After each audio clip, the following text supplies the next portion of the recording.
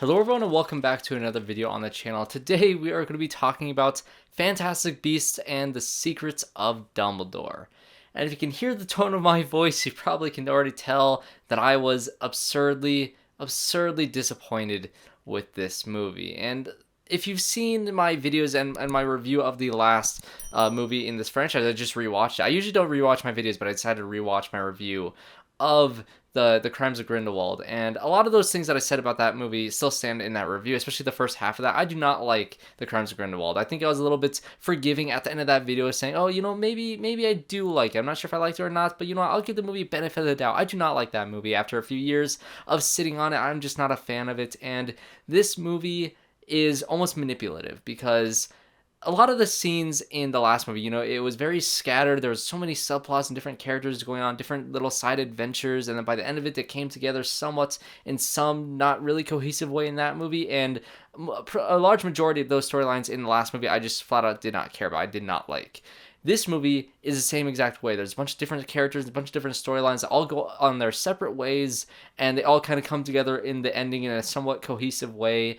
And this time, there are more of those storylines and more of those split up segments that I did enjoy. But just because I enjoyed some of those segments, it doesn't mean they come together as a whole. This movie felt just as scattered and just as messy as the last one. And I'll have to reiterate, I am a massive fan of this franchise. I used to say that the Harry Potter franchise was the most consistently good franchise out of all the other ones. Marvel, Star Wars, whatever it is. It was just so consistent because every single movie was good. It never fell in the same pitfalls as Star Wars did with the prequels, or Lord of the Rings even with their prequels, or just whatever it is. Marvel has some bad films in there. They're not a home run every single time. They have Iron Man 2 and Thor 2 and The Incredible Hulk, for God's sake. Those movies are terrible and they are garbage.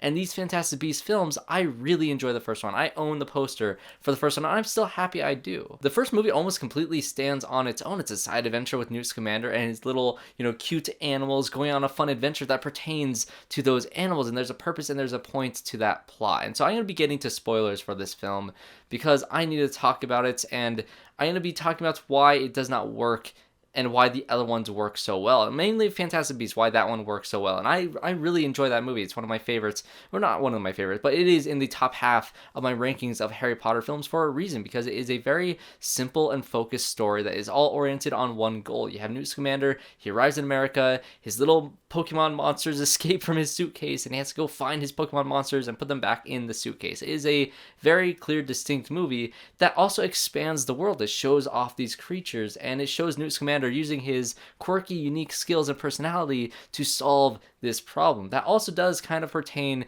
to something in a larger world. And that's what a lot of the Harry Potter films do in general. In the main series, you have, you know, these characters that are constantly learning about magic and learning about spells, and you're learning more about the world, and you're kind of on the adventure with these kids who are kind of growing up. You grew up with those movies, and even those movies kind of grew up with each following installment, kind of became more mature as it went on, along with the characters becoming more mature as it went on. And so this movie, the biggest flaw with it is so scattered, and almost to a point. At the beginning of this movie, you have Dumbledore's plan essentially being, I'm going to get together all these different people, and Grindelwald has this ability to possibly see the future and be able to anticipate the movements that Dumbledore is going to be making on him. And so in order to confuse him, everybody needs to have a different task and a different confusing thing. And what is his plan? Is his plan no plan, or is it many plans overlapping on each other to be one plan? What is it? It's going to be confusing. And so basically it's giving an in-story excuse for this movie to be messy, like the last one was messy. This movie is trying so hard to be a Fantastic Beasts movie and a Dumbledore prequel movie, and it just sucks at both of them. There are fun moments where Newt Scamander is with his little Pokemon animals, and he's having an adventure with the crab thing. I've heard some people say that the crab scene was not good, or that they just didn't like that thing. It felt out of place, and I agree, it's out of place, but I thought it was the most exciting scene in the entire movie. It had some energy to it. It was fun. The music was whimsical, and I just miss the whimsy that these movies used to have. My favorite Harry Potter movie is Prisoner of Azkaban, and yes, it gets darker, it gets some more serious moments, and there's a lot of growing up in that film, but it still has that whimsical tone that the original two films had. This movie is almost completely out of whimsy, except for in that one scene. I felt that energy and that fun aspect of Harry Potter movies. Since when did Harry Potter movies stop being fun? So what are all these different storylines that are happening in this film? Well, of course, you have Newt going on adventure basically with his brother at first, where they're going off to try to go to this one gala event because there's an election going on, and so they have to go here and give a message to this one guy about something, and they get there, and then Newt's brother gets kidnapped. So Newt goes off to go save his brother who was kidnapped and thrown in some jail with the crab things. That's where he goes off to. Then you have this new character played by Jessica Williams who plays Hicks, and you have her going on her own little adventure with Jacob Kowalski. And I love these two characters' dynamic with each other. You get to see a little glimpse of it in the trailer, and I also do like the fact that Kowalski gets a wand in this movie. He gets to play with some magic, he gets to have some fun, he gets a little more to do this in this movie than he did, especially in the last one, and he just is a fun character to follow throughout the entire thing because I love that fish out of water thing, and no matter how many times he's going to learn about this world, and no matter what he sees in this world, he's always going to be learning it, he's always going to be wowed and amazed by it, like we all were watching the Harry Potter movies. And so he still has that lighthearted tone with him, but like I said, he's going off on this venture with Hicks, who is also really good in this film. She has some fun moments in this film, and they are kind of going off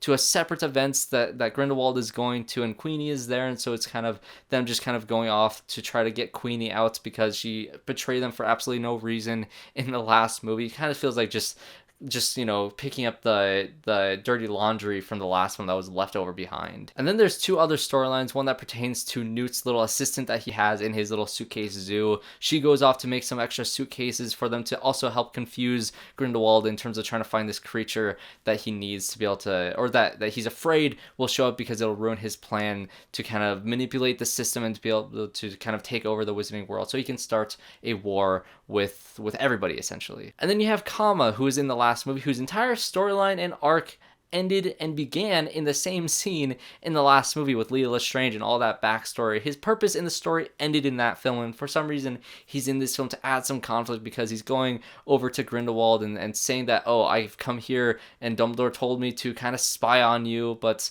I'm telling you this, so am I spy on you? Am I good? Am I bad? Who knows? I'm a character that nobody cares about. And then, of course, you have the Dumbledores. You have Credence, you have Aberforth, and obviously you have Albus Dumbledore and his romance and his relationship with Grindelwald, which that stuff, again, a lot of these different segments, the only ones I really didn't care about was the woman going off to make the different suitcases because her storyline is very minimal until the ending where it comes to somewhat importance. And then you have Kama's character whose entire story arc ends in this film with him like knocking over a few dudes, and apparently he wasn't bad.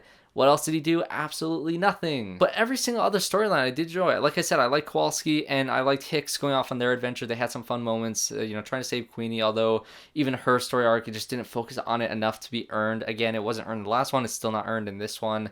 And then you have the whole thing with Newt and his brother, doing the crab thing. That was a fun and entertaining scene on its own. And then you have this Dumbledore stuff, which on its own is entertaining to watch. You learn a lot of history. And so, like I said, spoilers, you get to learn the stuff that happened to Dumbledore's sister Ariana and how she died, and have this whole thing where Dumbledore was going to run off with Grindelwald, and they got in this argument, in this fight, and they pulled out their wands and they started essentially fighting each other, and someone's spell somehow killed Ariana, who you also find out that she was an Obscurial like Credence is, and you find out that Credence is the son of Aberforth, who was kind of a secret. He was shipped away because of somewhat of a shame between with Aberforth, and you have Aberforth and Credence sending messages to each other through the mirror, like in the Deathly Hallows movie with that mirror. And so it had a lot of interesting ideas, but still, even with this storyline, it was all pretty much told with Dumbledore sitting at a table telling it to Newt. I could have gotten one of J.K. Rowling's random tweets that explains the backstory universe of the Harry Potter films for absolutely no reason.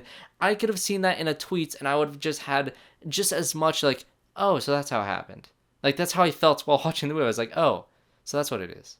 And I felt like if I read a tweet on Twitter from J.K. Rowling that said all that stuff that I just said just now, I'd been like, Oh, so that's how it happened.